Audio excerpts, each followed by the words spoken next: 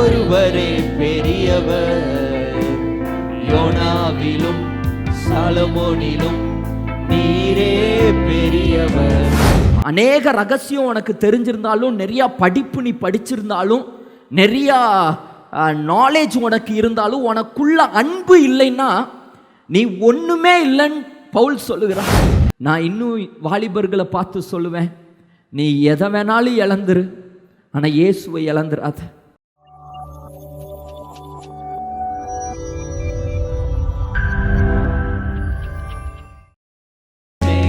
கடல் மேல் அசைவாடி நீர் எல்லா தடைகளை மாற்றி நீரே. செங்கடல் மேல் அசைவாடி நீர் எல்லா தடைகளை மாற்றி நீரே. எங்கள் தடைகள் மேல் அசைவாடுமே. சேர்ந்து சொல்லுவோமா? எங்கள் தடைகள் மேல் அசைவாடுமே. அசைவாடும் தெய்வமே, அசைவாடும் தெய்வமே, அசைவாடும் தெய்வமே, அசைவாடும் தெய்வமே. எங்கள் மேலே அசைவாடுமே, எங்கள் மேலே. பவுலும் சீலாவும் பாடும்போது சிறைச்சாலையில் அசைவாடி நீர். சேர்ந்து சொல்லுவோமா? சீலாவும் பாடும்போது சிறைச்சாலையில் அசைவாடி நீர். எங்கள் மேலே அசைவாடுமே, எங்கள் மேலே அசைவாடுமே. அசைவாடும் தெய்வமே, அசைவாடும் தெய்வமே. சத்தமா? அசைவாடும் தெய்வமே, அசைவாடும் தெய்வமே. எங்கள் மேலே அசைவாடுமே, எங்கள் மேலே அசைவாடுமே, எங்கள் மேலே அசைவாடுமே. நல்ல கரங்களை தட்டி தேவனை மகிமைப்படுத்துவோமா? அப்பா, எங்க மேல அசைவாடுங்கப்பா. தடைகள் மேல நீர் அசைவாடுங்கப்பா. எங்க குடும்பத்து மேல நீர் அசைவாடுங்கப்பா. எங்க பிள்ளைகள் மேல நீர் அசைவாடுங்க தகப்பனே. நல்ல கரங்களை தட்டி தேவனை மகிமைப்படுத்துவோம். உங்க பலவீனத்தை விட நம்ம ஆராதிக்கிற தேவன் அவர் பெரியவராயிருக்கிறார். உங்க பிரச்சனைகளை விட இயேசு பெரியவராயிருக்கிறார். உங்களுடைய சூழ்நிலைகளை காட்டிலும் இயேசு பெரியவராயிருக்கிறார். மரண இருளின் பள்ளத்தாக்குல நீங்க நடந்து கொண்டிருக்கலாம். இந்த மரண இருளின் பள்ளத்தாக்கை காட்டிலும் நீங்கள் ஆராதிக்கிற தேவன் அவர் பெரியவராயிருக்கிறார். அக்கினி சூளையை காட்டிலும் இயேசு பெரியவர். சிங்க கெபிகளை காட்டிலும் இயேசு பெரியவர். எதுவும் உங்களை சேதப்படுத்த ஆண்டவர் விடவே மாட்டார். எதுவும் உங்களை அணுக ஆண்டவர் விடவே மாட்டார். உங்களை விடுவிப்பார், உங்களை தப்புவிப்பார், உங்களை பாதுகாப்பார். கரங்களை உயர்த்தி என் சூழ்நிலையை பார்க்கிலும் நீரே பெரியவர், என் தேவையை பார்க்கிலும் நீரே பெரியவர். சொல்லுங்க. என் சூழ்நிலையை பார்க்கிலும் நீரே பெரியவர், என் தேவையை பார்க்கிலும் நீர் ஒருவரே பெரியவர். நான் தாழ்வினிலும் நீரே பெரியவர். பெரியவர். சொல்லுங்க. என் உயர்வினிலும் தாழ்வினிலும் நீரே பெரியவர், நீரே பெரியவர். நீர் ஒருவரே பெரியவர். யோனாவிலும் சாலமோனிலும் நீரே பெரியவர், நீரே பெரியவர். நீர் ஒருவரே பெரியவர். சர்வத்திலும் சகலத்திலும் நீரே பெரியவர். மனுஷரை பார்க்கிலும் நீரே பெரியவர். பிரபுக்களை பார்க்கிலும் நீர் ஒருவரே பெரியவர். சத்தமாய். மனுஷரை பார்க்கிலும் உண்மப்பா நீரே பெரியவர். ஓ, பிரபுக்களை பார்க்கிலும் நீர் ஒரு, மறுபடியும் சொல்லுவோமா? மனுஷரை பார்க்கிலும், நீங்க நம்பி இருக்கிற நீங்க எஜமானை பார்க்கிலும், மனிதர்களை பார்க்கிலும் நீர் ஒருவரே பெரியவர். நான் நினைப்பதிலும் ஜெபிப்பதிலும் அதிகமாய் செய்பவர். நான் நினைப்பதிலும் ஜெபிப்பதிலும் அதிகமாய் செய்பவர். நீரே பெரியவர். நீர் ஒருவரே பெரியவர். யோனாவிலும் சாலமோனிலும் நீரே பெரியவர், நீரே பெரியவர். சத்தமாய். நீர் ஒருவரே பெரியவர். சர்வத்திலும் சகலத்திலும் நீரே பெரியவர். அப்படியே கரங்களை உயர்த்தி உண்மைப்பா, என்னுடைய சூழ்நிலையை பார்க்கிலும் நீர் பெரியவர். என்னுடைய தேவையை பார்க்கிலும் நீர் பெரியவர் அப்பா. என்னுடைய கஷ்டத்தில் நேரத்தில் நீர் மட்டுமே எனக்கு பெரியவர் அப்பா. என் கண்ணீரின் பாதையில் நீர் ஒருவரே எனக்கு துணையாய் வருகிறவர் அப்பா. ஓ, சீரிடும் புயல்களை அதட்டுகிறவர் நீர், கொந்தளிக்கும் கடல்களை அடக்குகிறவர் நீர், எனக்காக யுத்தம் செய்கிறவர் நீர். நீரே பெரியவர்.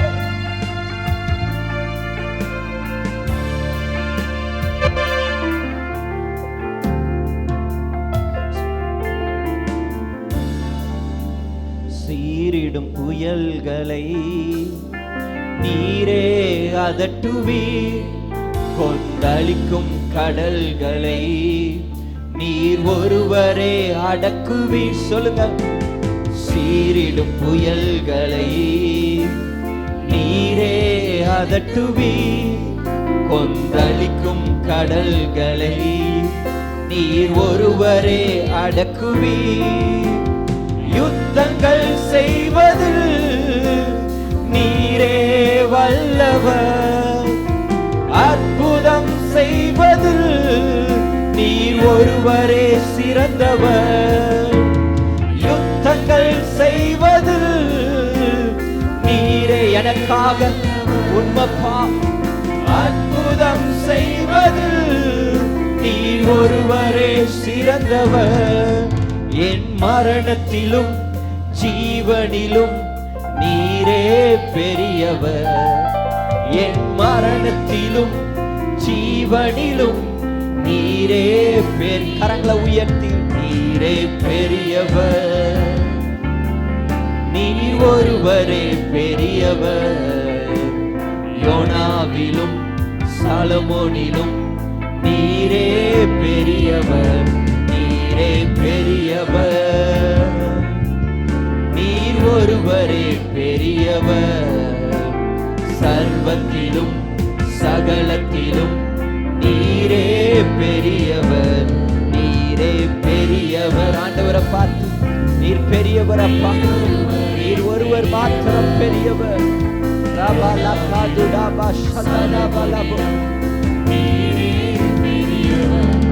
நீரே பெரியவர். நீர் ஒருவரே பெரியவர். சர்வத்திலும் சகலத்திலும் நீரே சூழ்நிலையை என் சூழ்நிலையை பார்க்கிலும் நீரே பெரியவர். என் தேவையை பார்க்கிலும் நீர் ஒருவரே பெரியவர். என் சூழ்நிலை பார்க்கிலும் நீரே பெரியவர். என் தேவையை பார்க்கிலும் நீர் ஒருவரே பெரியவர். என் உயர்வினிலும் தாழ்வினிலும் நீரே பெரியவர். என் உயர்வினிலும் தாழ்வினிலும் நீரே பெரியவர். என் மரணத்திலும் ஜீவனிலும் நீரே பெரியவர். நான் நினைப்பதிலும் ஜெபிப்பதிலும் அதிகமாய் செய்பவர். நல்ல கரங்களை தட்டி தேவனை மகிமைப்படுத்துவோமா? நீர் பெரியவர் அப்பா, நீர் பெரியவர், நீர் பெரியவர், நீர் பெரியவர், நீர் பெரியவர், நீர் பெரியவர், நீர் பெரியவர், நீர் பெரியவர், நீர் பெரியவர் அப்பா. ஓ ராகாபா சதா டாபா லபோ ராகா லகா துடாபா ரேகே தி டேபே கபா லகா டாபா லபோ சதா டாபா.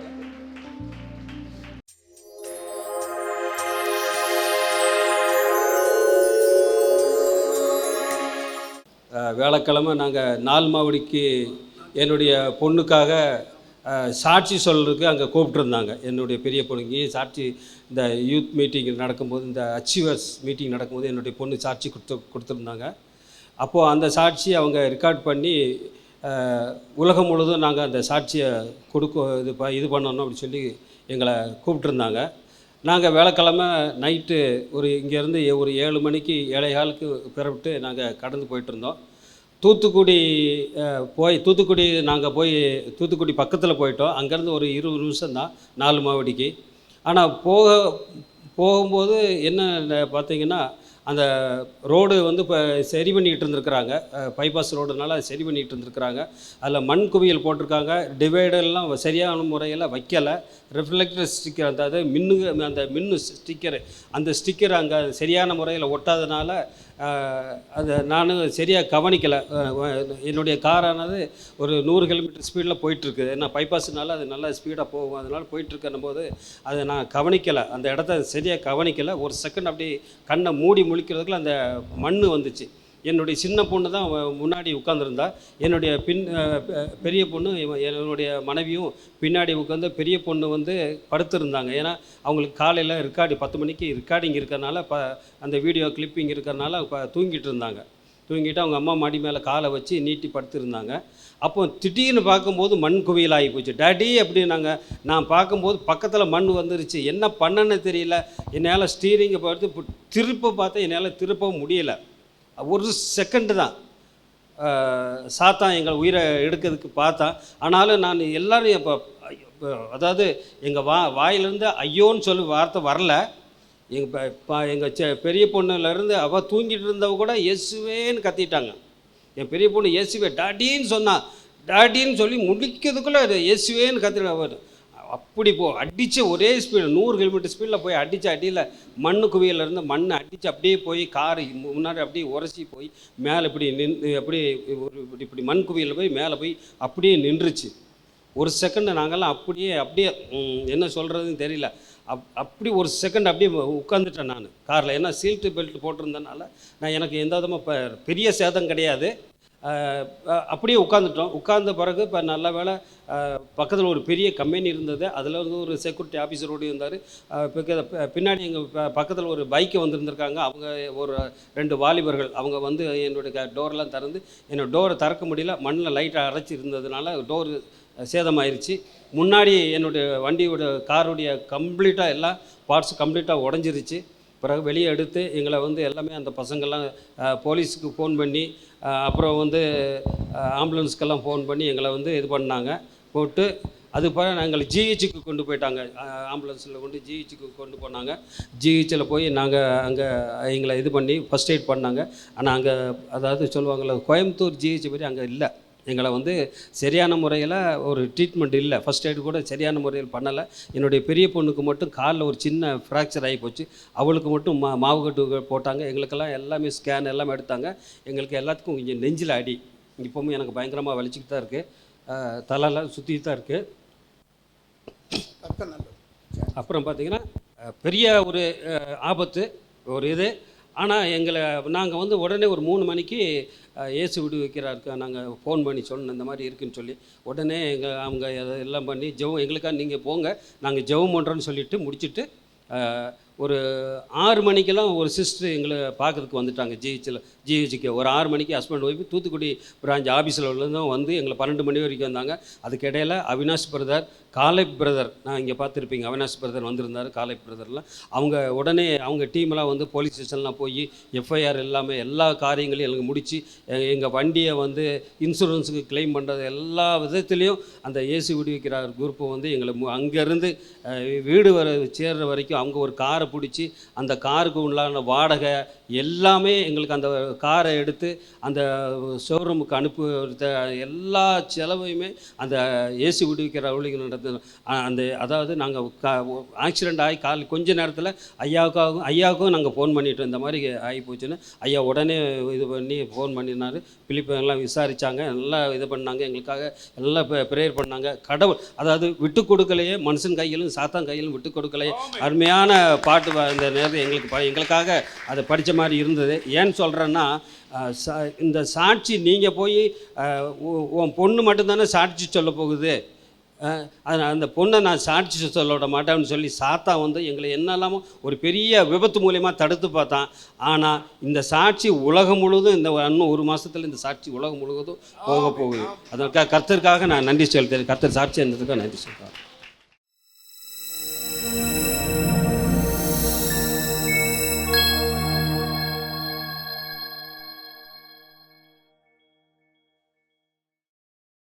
எரேமியா 31:3. பூர்வ காலம் முதல் கர்த்தர் எனக்கு தரிசனையானார் என்பாய். ஆம், அநாதி சிநேகத்தால் உன்னை சிநேகித்தேன், ஆதலால் காருண்யத்தினால் உன்னை இழுத்துக் கொள்ளுகிறேன். ஆமென். அநாதி சிநேகத்தால் உன்னை சிநேகித்தேன், காருண்யத்தால் உன்னை இழுத்துக் கொள்கிறேன். அன்பு லவ் லெட்டர் மாதிரி ஒரு வசனத்தை ஆண்டவர் ஜனங்களுக்கு எழுதியிருக்கிறார். அநாதி சிநேகத்தால் உன்னை சிநேகித்தேன், ஆதலால் காருண்யத்தால் உன்னை இழுத்து கொள்கிறேன். நான் உன்னை நேசிக்கிறேன், நான் உன்னை இழுத்து கொள்கிறேன். இது யாருக்கு ஆண்டவர் எழுதினார்னா, இஸ்ரவேல் ஜனங்கள் எரேமியா தீர்க்கதரிசி இருந்த காலத்தில் பாபிலோனில் அடிமையாக இருக்கிறாங்க. அந்த அடிமைகளாக இருக்கிற இஸ்ரவேல் ஜனத்திற்கு ஆண்டவர் ஒரு லவ் லெட்டர் எழுதுகிறாரு. அநாதி சிநேகத்தால் உன்னை சிநேகித்தேன், காருண்யத்தினால் உன்னை இழுத்து கொண்டேன். இஸ்ரவேல் ஜனங்கள் இந்த சூழ்நிலையில் எப்படிப்பட்ட சூழ்நிலையில் அவங்க இருக்கிறாங்கன்னா, ஜெதேக்கியா என்கிற ஒரு ராஜா யூதா தேசத்தை அரசாண்டு கொண்டிருந்தார்.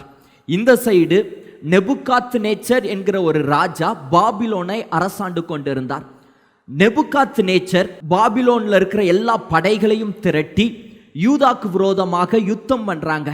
யுத்தம் பண்ணதில் ஜெதேக்கியா ராஜா அந்த யுத்தத்தில் ஜெதேக்கியா ராஜாவை கொலை பண்ணிட்டு கொன்னுட்டு அங்கே இருக்கிற மூப்பர்களை எல்லாம் கொலை பண்ணுறாங்க, அம்மாமார்களையெல்லாம் கொலை பண்ணுறாங்க. அதுக்கப்புறம் யுத்த வீரர்களையெல்லாம் சங்கரிக்கிறாங்க. இவங்க எல்லாரையும் கொன்னுட்டு அங்கே இருக்கிற வாலிபர்களை, சிறு பிள்ளைகளை கைதியாக பிடிச்சிட்டு பாபிலோனுக்கு கொண்டு போகிறாங்க. இந்த வாலிபர்கள் சிறு பிள்ளைகள் இப்போ பாபிலோன் தேசத்தில் ஒரு கைதியாக இருக்கிறாங்க. இவங்களுக்கு இப்போ ராஜா இல்லை, இவங்களுக்கு அம்மா அப்பா இல்லை, இவங்களுக்கு சொந்தம்னு சொல்றதுக்கு யாரும் இல்லை.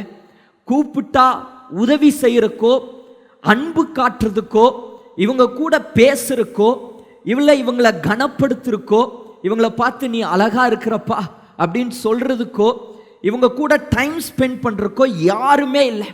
அங்க இருக்கிறதெல்லாம் அரக்கர்கள், இவங்களை அடிமைப்படுத்தி கொண்டு இருக்கிறாங்க. அவங்க சொல்கிற வேலையெல்லாம் இந்த வாலிபர்கள் செய்யணும். இந்த நேரத்தில் அங்கே இருக்கிற அந்த வாலிபர்களை பார்த்து அங்கே கஷ்டப்பட்டுட்டு இருக்கிற, உதவி செய்ய யாரும் இல்லை, அன்பு காட்ட யாரும் இல்லை, சொந்தம் இல்லை, அம்மா அப்பா இல்லை, ராஜா இல்லை, யாருமே இல்லாத இந்த சூழ்நிலையில் ஆண்டவர் இந்த வாலிபர்களை பார்த்து சொல்லுகிறார், நான் உங்களை நேசிக்கிறேன், நான் என் காருண்யத்தினால நான் உங்களை இழுத்து கொண்டேன், என்னுடைய அன்பால அநாதி ஸ்நேகத்தினால நான் உன்னை நேசிக்கிறேன். இந்த வார்த்தையை அந்த ஜனங்களுக்கு ஆண்டவர் பேசுகிறார்.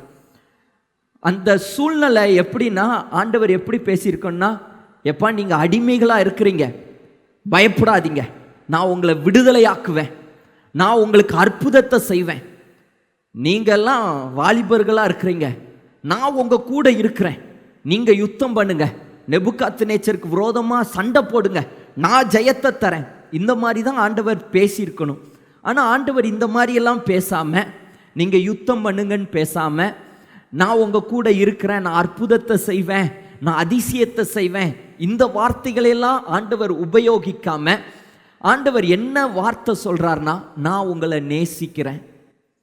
இந்த சூழ்நிலையில், கைவிடப்பட்ட சூழ்நிலையில், உதவி செய்ய யாரும் இல்லாத சூழ்நிலையில் ஆண்டவர் அந்த வாலிபர்களுக்கு ஒரு வார்த்தையை சொல்லுகிறார், நான் உங்களை நேசிக்கிறேன், என் காருண்யத்தினால நான் உங்களை இழுத்து கொள்கிறேன். இன்றைக்கும் இப்படி ஒரு சூழ்நிலையில் நீங்கள் வந்திருக்கலாம், யாருமே இல்லை பாஸ்டர், எனக்கு நான் கைவிடப்பட்ட சூழ்நிலையில் இருக்கிறேன், எனக்கு பேசுறதுக்கு யாரும் இல்லை, நான் ஒரு அடிமைத்தனத்தில் சிக்கியிருக்கிறது போல இருக்கிறேன், நான் ஏதோ ஒரு அடிமைத்தனத்தில் ஏதோ ஒரு கட்டில் நான் சிக்கியிருக்கிறேன்.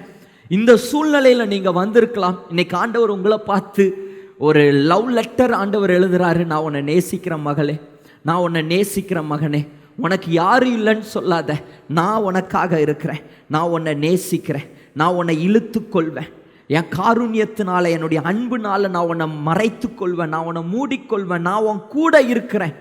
இந்த வார்த்தையை ஒவ்வொருவருக்கும் ஆண்டவர் பேசுகிறார். இங்கே ஆண்டவர் நான் உன்னை நேசிக்கிறேன்னு சொல்கிறார், நான் உன் மேலே அன்பு வச்சிருக்கிறேன்னு சொல்கிறார். காரணம் என்னன்னா, எல்லா வார்த்தையை விட, நான் உனக்கு அற்புதத்தை செய்வேங்கிற வார்த்தையை விட அன்பு பெருசு. நான் உனக்காக சண்டை போடுவேங்கிற வார்த்தையோட நான் உன் மேலே அன்பு வச்சிருக்கிறேங்கிற வார்த்தை ரொம்ப பெருசு. இன்னைக்கு கணவன் மனைவி உடைய ரிலேஷன்ஷிப்பில் மனைவி கணவன் கிட்ட ஏதோ பணத்துக்காக கூட இருக்கலை, ஒரே ஒரு காரியத்துக்காக தான் அந்த மனைவி கணவனாரோடு கூட இருக்கிறா. அது எதுக்காகனா அன்புக்காக தான். பணம் இருக்குது, வீடு இருக்குது அப்படிங்கிறதுக்காகலாம் கூட இல்லை, உங்கள் அன்பிற்காக தான் அவங்க கூட இருக்கிறாங்க. அன்பு இல்லை அப்படின்னாலே அந்த இடத்துல வாழ முடியாது. பெருமையாக இருக்கிறான், அவங்க கூட வாழ முடியாது.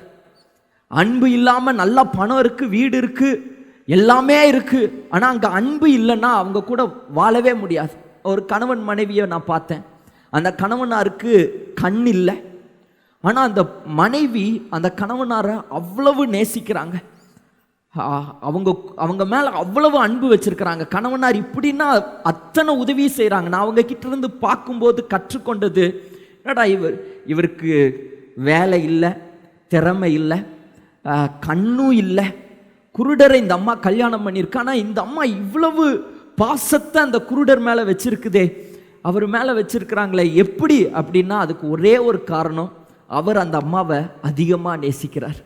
அதனால் அந்த அம்மாவும் அவர் மேலே அதிகமாக நேசிக்கிறாங்க. இன்னைக்கு உங்கள் அன்பு அது எல்லாத்த விட பெருசு. அதான் பவுல் 1 கொரிந்தியர் 13வது அதிகாரம் முழுவதுமே அன்பை குறித்து பேசியிருக்கிறார். அதில் 13வது அதிகாரத்தில் 13வது வசனம் பவுல் சொல்லுகிறார், இப்பொழுது விசுவாசம், நம்பிக்கை, அன்பு இம்மூன்றில் நிலைத்திருக்கிறது, இவைகளில் அன்பே பெருசு. விசுவாசத்தை விட அன்பு பெருசு, நம்பிக்கையை விட அன்பு பெருசு அப்படின்னு பவுல் சொல்லுகிறார். இதுக்கு முன்னாடி பார்த்தீங்கன்னா முதல் வசனத்திலிருந்து பவுல் சொல்லுகிறார், நான் மனுஷர் பாஷைகளையும் தூதர் பாஷைகளையும் பேசினாலும் அன்பு எனக்கு இராவிட்டால் சத்தமிடுகிற வெண்கலம் போலவும் ஓசையிடுகிற கைத்தாளம் போலவும் இருப்பேன். நான் தூதர் பாஷை பேசினாலும் மனுஷர் பாஷை பேசினாலும் என்னதான் அந்நிய பாஷை பேசினாலும் உனக்குள்ள அன்பு இல்லைன்னா நீ ஒன்றுமே இல்லை. இதுதான் இந்த வசனத்தோடைய அர்த்தம். நீ நல்லா இங்கிலீஷ் பேசலாம், மலையாளம் பேசலாம், ஹிந்தி பேசலாம், எல்லா லாங்குவேஜையும் ஹீப்ரு பேசலாம், கிரீக் பேசலாம், ஆனால் உனக்குள்ள அன்பு இல்லைன்னா நீ ஒன்றுமே இல்லை. அடுத்தது பவுல் சொல்லுகிறார், நீ தீர்க்க தரிசன வரத்தை உடையவனா இருந்து பல ரகசியத்தை நீ கண்டுபிடிக்கிறவனா இருந்தாலும் உனக்குள்ள அன்பு இல்லைன்னா நீ ஒண்ணுமே இல்லை. அநேக ரகசியம் உனக்கு தெரிஞ்சிருந்தாலும், நிறைய படிப்பு நீ படிச்சிருந்தாலும், நிறைய நாலேஜ் உனக்கு இருந்தாலும் உனக்குள்ள அன்பு இல்லைன்னா நீ ஒண்ணுமே இல்லைன்னு பவுல் சொல்லுகிறார். அடுத்தது வசனம் பாருங்க, 3வது, உனக்கு உண்டான யாவற்றையும் நீ அன்னதானம் பண்ணாலும் உன் சரீரத்தை சுட்டரிக்க கொடுத்தாலும் அன்பு உனக்கு இராவிட்டால் உனக்கு பிரயோஜனம் ஒன்றுமே இல்லை. நீ உனக்கு இருக்கிற பணத்தை எல்லாம் அன்னதானம் பண்ணாலும் மற்றவங்களுக்கு கொடுத்தாலும் உனக்குள்ள அன்பு இல்லைன்னா நீ பிரயோஜனமே இல்லை. சிலர்லாம் பார்த்தீங்கன்னா சொந்தக்காரங்க கல்யாணத்துக்கு அப்படியே எல்லா இடத்துலையும் நகை போட்டுட்டு 5 விரலையும் மோதிரம் போட்டுட்டு அப்படியே பெரிய ஆள் மாதிரி வருவாங்க. வந்து எல்லாரும் பார்க்குற மாதிரி ஒரு 5000 ரூபா அப்படி நீட்டி கொடுப்பாங்க, கொடுத்துட்டு போயிடுவாங்க. நான் சொல்கிறேன், நீங்கள் உண்மையான அன்பில் அவங்களுக்கு கொடுக்கலைன்னா அந்த 5000 ரூபா பிரயோஜனமே இல்லை. அவங்களும் அதே மாதிரி வந்து கொடுத்துரு, அது பிரயோஜனம் இல்லை. அன்பு தான். அடுத்தது பவுல் அழகா சொல்றாங்க பாருங்க, அன்பு நீடிய சாந்தமும் தயவும் உள்ளது, அன்புக்கு பொறாமை இல்லை, அன்பு தன்னை புகழாது, இருமாப்பா இராது, அயோக்கியத்தனத்தை செய்யாது, தற்பொழிவை நாடாது, சினம் அடையாது, தீங்கு நினையாது, அந்நியத்தில் சந்தோஷப்படாமல் சத்தியத்தில் சந்தோஷப்படும், சகலத்தையும் தாங்கும், சகலத்தையும் விசுவாசிக்கும், சகலத்தையும் நம்பும், சகலத்தையும் சகிக்கும். அன்பு ஒரு காலும் ஒழியாது, தீர்க்க தரிசனங்களானாலும் ஒளிந்து போம், அந்நிய பாஷைகளானாலும் ஒளிந்து போகும், அறிவானாலும் ஒளிந்து போகும். நம்முடைய அறிவு குறைவுள்ளது, நாம் தீர்க்க தரிசனம் சொல்லுவதிலும் குறைவுள்ளது. நிறைவானது வரும்போது குறைவானது ஒளிந்து போம். அதாவது நிறைவானது, அந்த நிறைவானது என்னன்னா அன்பு தான். அன்பு வந்துட்டா குறைவெல்லாம் ஒளிந்து போகும். கடைசியா சொல்றார், எல்லாத்த விட இவைகளில் அன்பே பெருசு, அன்பு தான் பெருசு அப்படிங்கிறார். மோசஸ் ராஜசேகர் இந்த அதிகாரத்தை வச்சு ஒரு அழகான ஒரு பாடலை பாடியிருக்கிறார். அந்த பாட்டை நீங்க எல்லாம் என் கூட சேர்ந்து பாடுங்க. மனிதனிடம் தேவன் காட்டிய அன்பு இந்த மண்ணிலே மனிதனாக உதித்தது. மனிதனிடம் தேவன் காட்டிய, நல்லா கைத்தட்டி, இந்த மண்ணிலே மனிதனாக உதித்தது. அன்பு அன்பு அன்பு தேவ அன்பு, அன்பு அன்பு அன்பு அன்பு அன்பு தேவ அன்பு, அன்பு அன்பு அன்பு நீடிய சாந்தமும் தயவும் உள்ளது, அன்புக்கு பொறாமை இல்லை, அன்பு தன்னை புகழாது. அன்பு நீடிய சாந்தமும் தயவும் உள்ளது, அன்புக்கு பொறாமை இல்லை, அன்பு தன்னை புகழாது. இருமாப்பாயிராது, அயோக்கியத்தை செய்யாது, இருமாப்பாயிராது, அயோக்கியத்தை செய்யாது, தற்பொழிவை நாடாது, கோபம் கொள்ளாது, அன்பு தீங்கு நினையாது. அன்பு அன்பு அன்பு தேவ அன்பு, அன்பு அன்பு அன்பு அன்பு அன்பு தேவ அன்பு, அன்பு அன்பு மனிதனிடம் தேவன் காட்டிய அன்பு. சேர்ந்து, இந்த மண்ணிலே மனிதனாக உதித்தது. மனிதனிடம் தேவன் காட்டிய அன்பு இந்த மண்ணிலே மனிதனாக உதித்தது. அன்பு சகலமும் தாங்கும், சகலத்தையும் சகிக்கும், சகலத்தையும் விசுவாசிக்கும், சகலத்தையும் நம்பும். அன்பு சகலமும் தாங்கும், சகலத்தையும் சகிக்கும், சகலத்தையும் விசுவாசிக்கும், சகலத்தையும் நம்பும். அன்பிற்கு ஆழமில்லை, அன்பிற்கு உயரமில்லை, அன்பிற்கு ஆழமில்லை, அன்பிற்கு உயரமில்லை, அன்பிற்கு ஈடு இல்லை, இணையே அன்பு இணையேதும் இல்லை. அன்பு அன்பு அன்பு தேவ அன்பு, அன்பு அன்பு அன்பு அன்பு அன்பு தேவ அன்பு, அன்பு அன்பு மனிதனிடம் தேவன் காட்டிய அன்பு இந்த மண்ணிலே மனிதனாக உதித்தது. மனிதனிடம் தேவன் காட்டிய அன்பு இந்த மண்ணிலே மனிதனாக உதித்தது. ஆமென். இந்த வசனத்துல 2 காரியத்தை ஆண்டவர் வெளிப்படுத்துகிறார். தன்னுடைய அன்பை எப்படி ஆண்டவர் வெளிப்படுத்துகிறார்னா, முதலாவது அநாதி ஸ்நேகத்தினால உங்களை நேசிக்கிறாராம், ஸ்நேகிக்கிறாராம். இங்கிலீஷில் அது போட்டிருக்கிறது, God loves us everlasting love. ஒரு எவர்லாஸ்டிங் லவ், அநாதி ஸ்நேகம். அப்படின்னா இன்னொரு வார்த்தை தமிழ் அதுக்கு சொல்லப்பட்டிருக்கிறது முடிவில்லாத அன்பு. இன்னொரு வார்த்தை நித்தியமான அன்பு. இன்னொரு வார்த்தை அதுக்கு சொல்லப்பட்டிருக்குது என்றென்றைக்கும் நிலைக்கும் அன்பு, நிலையான ஒரு அன்பு. அதாவது முடிவில்லாத அன்பு, நித்தியமான அன்பு, என்றென்றைக்கும் நிலைக்கிற ஒன்று அன்பு. அதுதான் தேவனின் அன்பு. அந்த அன்பிற்கு முடிவே இல்லை. அந்த அன்பு ஏற்றம் இறக்க அப்படியே 100% உங்களை ஆண்டவர் நேசிக்கிறார். இன்னைக்கு இருக்கிற அன்பு பார்த்தீங்கன்னா, அது 10 நாள் அன்பாக இருப்பாங்க, 11ஆவது நாள் அன்பாக இருந்தவங்க நம்மளை வெறுக்க ஆரம்பிப்பாங்க. ஒரு வாலிபன் இருந்தான். அந்த வாலிபன் ஒரு பொண்ணு மேலே அன்பு வச்சான். பண்ணா அந்த பொண்ணை தான் கல்யாணம் பண்ணணுன்னு வீட்டில் பயங்கரமாக சண்டை போட்டான். அந்த பொண்ணுக்கிட்ட என்ன சொன்னான், நீ மட்டும் என்னை கல்யாணம் பண்ணலைன்னா நான் செத்துருவேன், நான் சூசைட் பண்ணிடுவேன், நான் சாக போகிறேன். உடனே பெரியவங்கெல்லாம் பேசி அந்த பையனோட அப்பா அம்மா போய் பொண்ணு வீட்டிலெல்லாம் பேசி 2 பேர்த்துக்கும் கல்யாணம் பண்ணி வச்சாங்க. கல்யாணம் பண்ணி வச்ச ஒரு 8 மாதத்தில் அந்த பையன் நேராக போலீஸ் ஸ்டேஷன்கிட்ட போய் நின்று, எனக்கு இப்போ டைவர்ஸ் வேணும், எனக்கு டைவர்ஸ் கொடுங்க, என்னால் இவ கூட வாழவே முடியலை, எந்த பொண்ணுக்காக நான் உயிரை கொடுத்துருவேன், நான் சாக போகிறேன்னு சொன்னான்னா அந்த பொண்ணையே பார்த்து சொல்கிறேன், என்னால் உன் கூட வாழவே முடியல. இதுதான் உலகத்தில் இருக்கிற அன்பு. உலகத்தில் இருக்கிற அன்பு மாறக்கூடிய அன்பு. அநேகர் பணத்துக்காக நம்ம மேலே அன்பாக இருப்பாங்க, பணத்துக்காக உறவு வச்சிருப்பாங்க. சிலர் பார்த்தீங்கன்னா ஆதாயத்துக்காக உறவு வச்சிருப்பாங்க. இவங்க கூட சேர்ந்தா ஏதோ ஒரு ஆதாயம் கிடைக்கும், ஏதோ ஒரு நன்மை கிடைக்கும், இப்படி ஆதாயத்துக்காக உறவு வச்சிருப்பாங்க. சிலர் ஸ்டேட்டஸ்க்காக, நான் டாக்டராக இருக்கிறேன், இவரும் டாக்டர், நாங்கள் டாக்டர் தான் நாங்கள் பேசுவோம், மற்ற யார் கூடயும் நாங்கள் பேச மாட்டோம். பார்த்தீங்கன்னா அவங்க அப்படி ஒரு பிஸ்னஸ் டீலிங் தான் வச்சுருப்பாங்க. பெரிய ஆட்களோட கூட தான் சேருவாங்க. இப்படி ஸ்டேட்டஸ்க்காக, பணத்துக்காக, பதவிக்காக, இப்படி பல பேர் பல உறவுகள் டெவலப் பண்ணுறாங்க.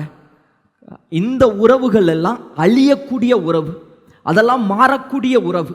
ஆனால் ஆண்டவர் நம்ம மேலே வச்சிருக்கிற அந்த அன்பு, அது மாறவே மாறாத அன்பு, அது நிலையான அன்பு, அது எப்பொழுதும் 100% நமக்கு அவர் நம்ம மேலே அவர் அன்பாக இருக்கிறார். 100% நம்ம மேலே அன்பாக இருக்கிறார். வேதத்தில் லூக்கா எழுதின புஸ்தகம் 15வது அதிகாரத்தில் ஒரு தகப்பனுக்கு 2 குமாரர்கள் இருந்தாங்க. அதில் இளைய குமாரன் என்ன பண்ணான், தகப்பன் கிட்ட அப்பா, உங்கள் ஆஸ்தியில் இருக்கிற பாதி பங்கை எனக்கு கொடுங்க, என்னுடைய பங்கை எனக்கு கொடுங்க, நான் தூர தேசத்துக்கு போகணும் அப்படின்னு அப்பா கிட்ட கேட்குறான். அப்பாவும் சரிடா உன் பங்கை நான் கொடுக்குறேன்னு அவன் பங்கை நல்லா சந்தோஷமாக அப்பா அவனுக்கு கொடுத்துட்டார். கொடுத்ததும் இந்த பங்கை எடுத்துட்டு இவன் வேசிகளோடும் கெட்ட நண்பர்களோடு கூட இவன் இந்த பணத்தையெல்லாம் செலவு செய்கிறான். செலவு செஞ்சதுக்கு பிறகு இவன்கிட்ட பணம் இருக்கும்போது எல்லாரும் இவனுக்கு ஃப்ரெண்டாக இருந்தாங்க. வேசிகள் இவன் கூட இருந்தாங்க, கெட்ட கெட்ட நண்பர்கள் இவன் கூட இருந்தாங்க. அவங்க கூட நல்லா மதுபானத்தை குடித்தான், அவங்க கூட ஜாலியாக இருந்தான். ஆனால் ஒரு கட்டத்தில் இவன்கிட்ட எல்லா பணமும் இழந்ததுக்கு பிறகு இவனை அப்படியே விட்டுட்டு எல்லாரும் போயிட்டாங்க. அவங்க எங்கே இருக்கிறாங்கங்கிறது இவனுக்கு தெரியல, யார்கிட்ட உதவி கேட்குறதுன்னு தெரியல. ஒரு பன்னி வளர்க்குறவங்கிட்ட போய் இவன் வேலைக்கு சேர்றான், பன்னியை மேய்ச்சிட்ருக்கிறான்.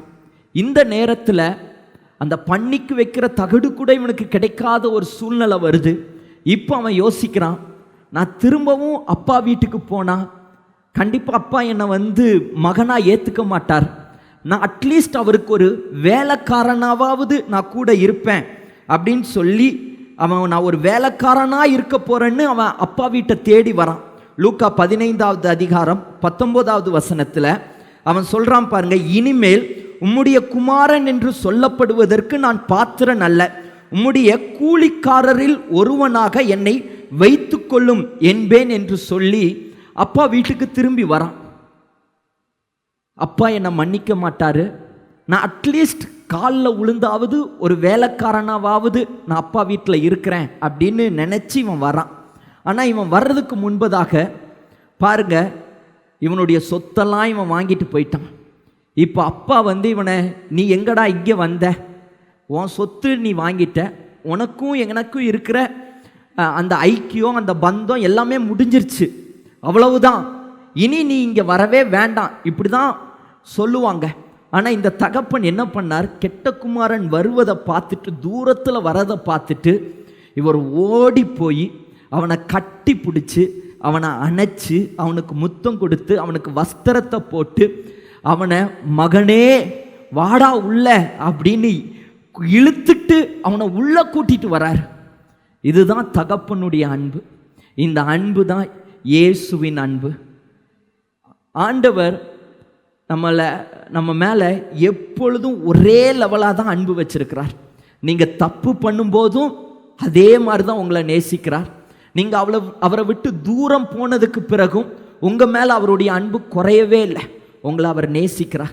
எப்போ என் மகன் திரும்ப வருவான், எப்போ என் மக திரும்ப வருவா, ஃப்ரெண்ட்ஸ் கூட ஜாலியாக போனாலே, இப்போ இருக்கிற சோசியல் மீடியாவுக்கு அடிமையாக என்னை விட்டு தூரம் போயிட்டாலே, பைபிள் படிக்காமல் இருக்கிறா, எப்பவும் செல்ஃபோன் பார்த்துக்கிட்டே இருக்கிறா, அவளுக்கு பைபிள் படிக்கிறதுக்கு நேரம் இல்லை, ஜெபிக்கிறதுக்கு நேரம் இல்லை, என்னை விட்டு என் மகனும் என் மகளும் ரொம்ப தூரம் போயிட்டாங்களே, எப்போ என்னை தேடி வருவாங்கன்னு ஒரு தகப்பன் எதிர்பார்த்து கொண்டு இருக்கிறார்.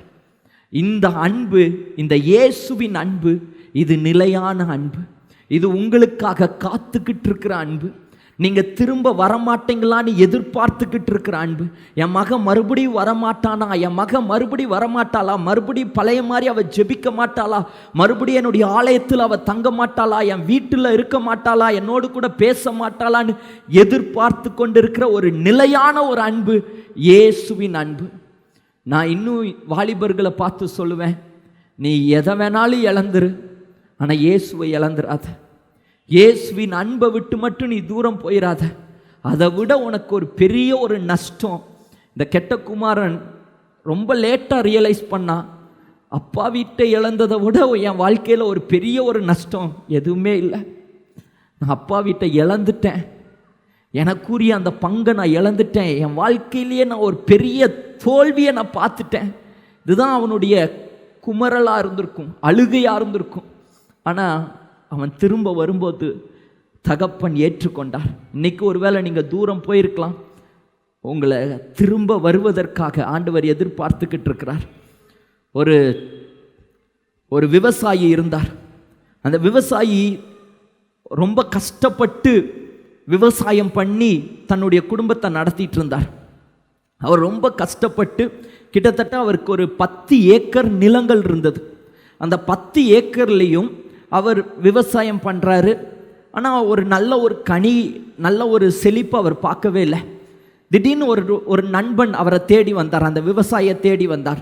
இவர் படுற கஷ்டத்தை பார்த்துட்டு அந்த நண்பர் சொன்னார், என்னையா இவ்வளவு கஷ்டப்படுற, நீ ஏன் இவ்வளோ கஷ்டப்படுற, இந்தியா தேசத்தில் பார்த்தீங்கன்னா அங்கே டைமண்ட் விளையுது, அங்கே முத்துக்கள் கிடைக்குது, டைமண்ட் கிடைக்குது, நீ இங்கே இருக்கிற இடத்தையெல்லாம் விற்றுட்டு நீ இந்தியா தேசத்துக்கு போ, கொஞ்ச நாள் அங்கே போய் நீ டைமண்டை தேடிப்பார், நீ கொஞ்ச நாளில் பணக்காரன் ஆயிடலாம் அப்படின்னு அந்த நண்பர் இவருக்கு ஐடியா கொடுத்தார். உடனே அந்த விவசாயி என்ன பண்ணார், தன்னுடைய 10 ஏக்கர் நிலத்தையும் விற்றுட்டு இந்தியா தேசத்துக்கு வந்தார்.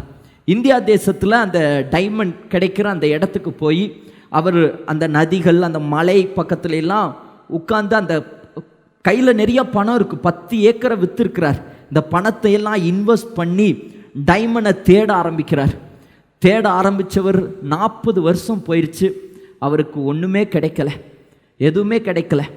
சரி, எதுவுமே கிடைக்கல, திரும்ப நம்ம தேசத்துக்கே போயிடலான்னு திரும்ப அவருடைய தேசத்துக்கு போகிறார்.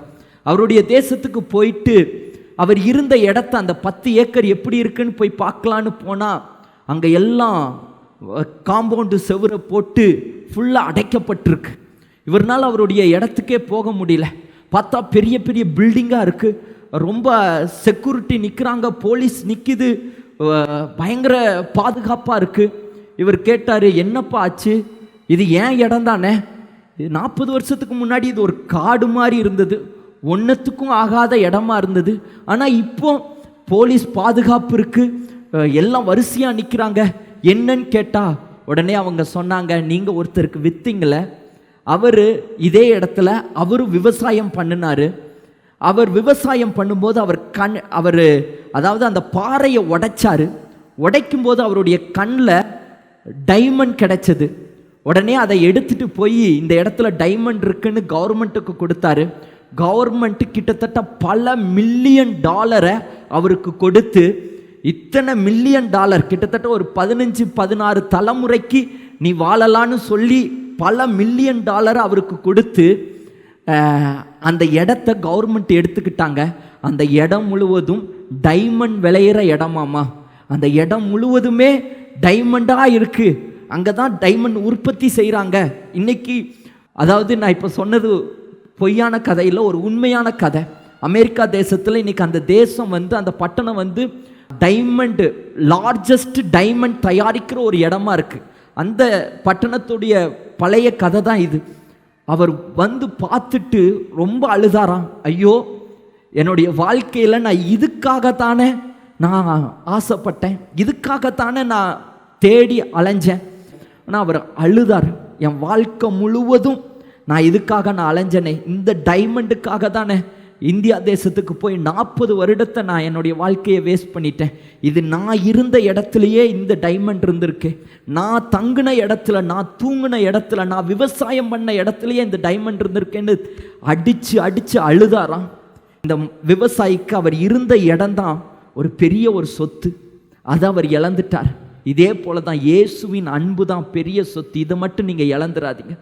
இந்த இயேசுவின் அன்பை விட்டுட்டு இன்னைக்கு அங்கே பெருசாக அன்பு காட்டுறாங்க, இந்த வழியில் போனால் ஜெயிச்சிடலாம், மாமா எனக்கு அன்பு காட்டுறார், அந்த முதலாளி எனக்கு அன்பு காட்டுறாருன்னு இயேசுவின் அன்பை நீங்கள் விட்டுட்டீங்க, 40 வருஷம் கழித்து திரும்ப வருவீங்க, இந்த இயேசுவை நான் விட்டுட்டேனே, இந்த மகிமையை நான் விட்டுட்டேனேன்னு நீங்கள் வருத்தப்படுவீங்க. இயேசுவின் அன்பை நீங்கள் விட்டுறாதீங்க. ஒரு நாளும் ஆண்டவருடைய அன்பை விட ஒரு பெரிய அன்பு எதுவுமே இல்லை. ஆண்டவருடைய பாசத்தை விட ஒரு பெரிய பாசம் இந்த உலகத்தில் எதுவுமே இல்லை.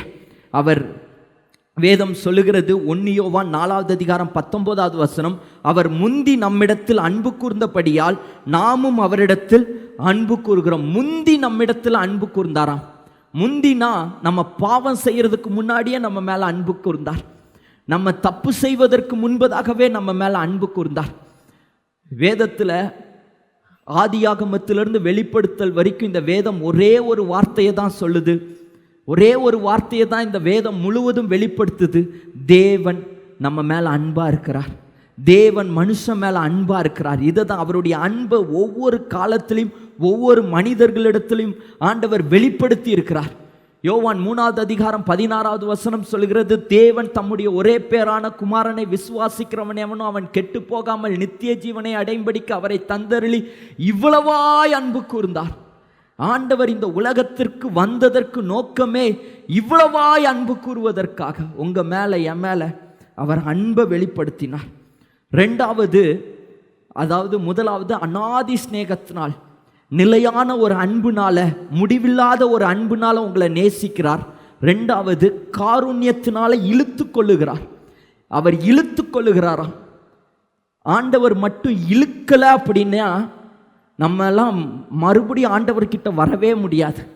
ஒரு காந்தம் எப்படி ஒரு பின்னூசியை இழுக்குதோ அதே போல பின்வாங்கி போன நம்மளை, ஆண்டவரே வேண்டான்னு விட்டுட்டு போன நம்மளை, உலகதான் பெருசு, அந்த பொண்ணு தான் பெருசு, அந்த உறவுகள் தான் பெருசு, என்னுடைய சொந்த பந்தம்லாம் இந்த மார்க்கத்தில் இருக்கிறாங்க, இந்த மார்க்கத்தில் இருக்கிற இந்த சொந்த பந்தம், இந்த மார்க்கம்தான் பெருசுன்னு போன உங்களை காந்தம் மாதிரி அவர் இழுக்கலைன்னா திரும்ப வரவே முடியாது. அவர் இழுக்கிறவர், அவர் திரும்ப உங்களை அணைக்கிறவர். ஹல்லேலூயா.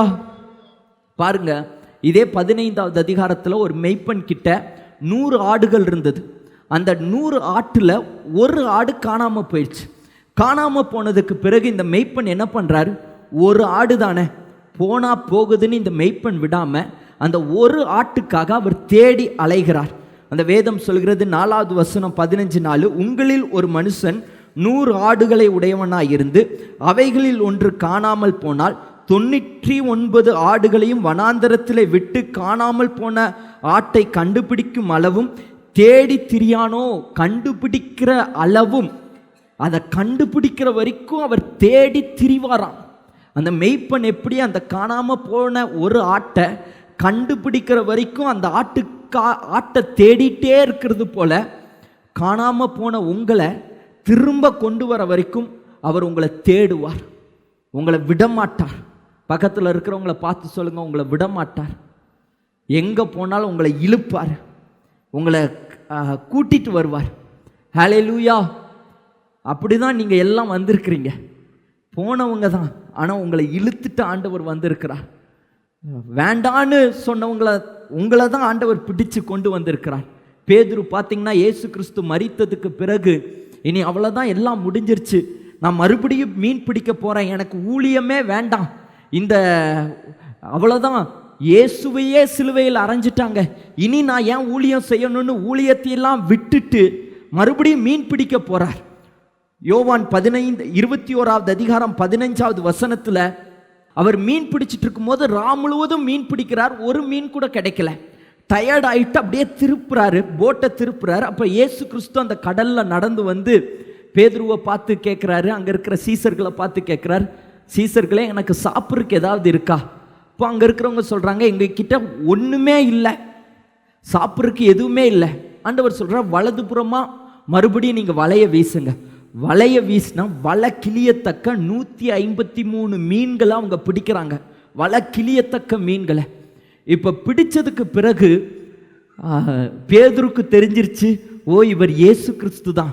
நேராக ஆண்டவர்கிட்ட கடலில் நடந்து பார்க்குறாரு, நடந்து பக்கத்தில் வரலான்னு பார்க்குறாரு, 2 ஸ்டெப்பு நடக்கிறாரு, மறுபடியும் மூழ்கிடுறாரு. உடனே அவரை தூக்கி எடுத்துட்டு இப்போ சீசர்கள்லாம் வலையை இழுத்துட்டு கரைக்கு வராங்க. கரைக்கு வந்ததுக்கு பிறகு ஆண்டவர் பேதுருவை பார்த்து ஒரு கேள்வியை கேட்குறார், பேதுருவே நீ இந்த ஊழியம் வேண்டான்ட்டு போன, இயேசுவே வேண்டான்ட்டு போன, இப்போ என்னை நீ பார்க்குற, நான் உன்கிட்ட ஒரு கேள்வியை கேட்குறேன், என்னை நீ நேசிக்கிறாயா? என்னை நேசிக்கிறாயா பேதுருவே? அப்போ பேதுரு சொல்கிறார், ஆமாண்டவரே. 16வது வசனம், 2ஆம் தரம் அவர் அவனை நோக்கி, யோவானின் குமாரனாகிய சீமோனே நீ என்னிடத்தில் அன்பாயிருக்கிறாயா என்றார். அதற்கு அவன், ஆம் ஆண்டவரே, உம்மை நேசிக்கிறேன் என்பதை நீர் அறிவீர் என்றான். அவர், என் ஆடுகளை மேய்ப்பாயாக என்றார். 3ஆம் தரம் அவர் அவனை நோக்கி, யோனாவின் குமாரனாகிய சீமோனே நீ என்னை நேசிக்கிறாயா என்றார். என்னை நேசிக்கிறாயா என்று அவர் 3 தரம் தன்னை கேட்டபடியினாலே பேதுரு துக்கப்பட்டு, ஆண்டவரே நீர் எல்லாவற்றையும் அறிந்திருக்கிறீர், நான் உம்மை நேசிக்கிறேன் என்பதையும் நீர் அறிவீர் என்றான்.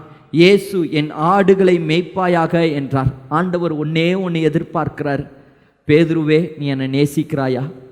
பேதுருவே என்னை நீ நேசிக்கிறாயா? இயேசுவே வேண்டான்ட்டு போனான், மீன் பிடிச்சு நான் எப்படியும் பொழைச்சிக்கிறேன்னு தூரம் போனான். அவனை இழுத்துட்டு வந்து ஆண்டவர் கேட்குறாரு, என்னை நீ நேசிக்கிறாயா? இன்னைக்கும் ஆண்டவர் உங்ககிட்ட உங்களை இழுத்துட்டு வந்து உங்ககிட்ட ஒரு கேள்வி கேட்குறார், மகனே மகளே நீ என்னை நேசிக்கிறாயா? என்னை நேசிக்கிறாயா? இந்த நேசத்துக்காகத்தான் இயேசு கிறிஸ்து சிலுவையிலே அடிக்கப்பட்டார். வேதம் சொல்லுகிறது, எபேசியர் 2வது அதிகாரம் 13வது வசனம், முன்னே தூரமாய் இருந்த நீங்கள் இப்பொழுது கிறிஸ்து இயேசுவுக்குள் கிறிஸ்துவின் இரத்தத்தினாலே சமீபமானீர்கள். உங்களை இழுத்து கொள்வதற்காக அவர் இயேசு கிறிஸ்து ரத்தம் சிந்தி இருக்கிறார். உங்களை மறுபடியும் தம் அண்டையில் சேர்ப்பதற்காக, உங்களை மறுபடியும் இந்த ஆலயத்தில் சேர்ப்பதற்காக, மறுபடியும் நீங்க பரிசுத்தமா வாழ்வதற்காக, மறுபடியும் இந்த பைபிளை எடுப்பதற்காக, மறுபடியும் உங்களுடைய முழங்கால் மடங்குவதற்காக, மறுபடியும் வேதம் வாசிப்பதற்காக அவர் சிலுவையிலே அடிக்கப்பட்டார். ஆண்டவர் எனக்காக தான் அடிக்கப்பட்டார். அவர் என்னை ரொம்ப நேசிக்கிறார். அவர் என்னை விடலை, நான் அவரை விட்டு தூரம் போனேன், ஆனால் அவர் மறுபடியும் மறுபடியும் மறுபடியும் என்னை இழுத்து கொண்டாருன்னு சொல்றவங்க எல்லாம் எந்திரிச்சு நில்லுங்க பார்க்கலாம். அன்பார்ந்தவர்களே, ஒவ்வொரு ஞாயிற்றுக்கிழமையும் ஏராளமான ஜனங்கள் நமது ஆலயத்திற்கு வந்து விடுதலை, சுகம், ஆசிர்வாதம் மற்றும் சமாதானம் பெற்று செல்கின்றனர். நமது சபையின் ஆராதனை நேரங்கள்: ஒவ்வொரு ஞாயிற்றுக்கிழமை தோறும் முதலாம் ஆராதனை அதிகாலை 5 மணிக்கும், இரண்டாம் ஆராதனை காலை 7 மணிக்கும், மூன்றாம் ஆராதனை காலை 9 மணிக்கும், நான்காம் ஆராதனை மாலை 6:30 மணிக்கும் நடைபெறும். முதல் 3 ஆராதனைகளையும் நீங்கள் நேரடியாக சபையின் யூடியூப் வலைதளத்தில் உள்ள IPHH கிணத்துக்கடவு சேனலில் உலகத்தின் அனைத்து பகுதிகளிலும் இருந்து பார்த்து பயனடையலாம். சிறுவர்களுக்கான ஓய்வு நாள் பள்ளி முதலாம் ஆராதனையில் காலை 6 மணிக்கும், இரண்டாம் ஆராதனையில் காலை 8 மணிக்கும், மூன்றாம் ஆராதனையில் காலை 10 மணிக்கும் நடைபெறும். வாலிபர் கூடுகை ஒவ்வொரு மாதமும் முதல் ஞாயிற்றுக்கிழமை அன்று காலை 9 மணிக்கு வாலிபர்களுக்கான விசேஷித்த கூடுகை நடைபெறும்.